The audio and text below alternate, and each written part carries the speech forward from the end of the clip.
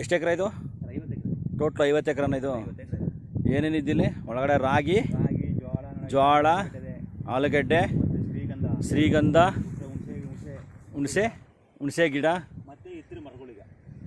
ಹಾಂ ಹಾಂ ಹಾಂ ಹಾಂ ಟೋಟಲ್ 50 ಎಕರೆನಾ? ಹೌದು ಸರ್. ಪೊನ್ನಾಚಿ.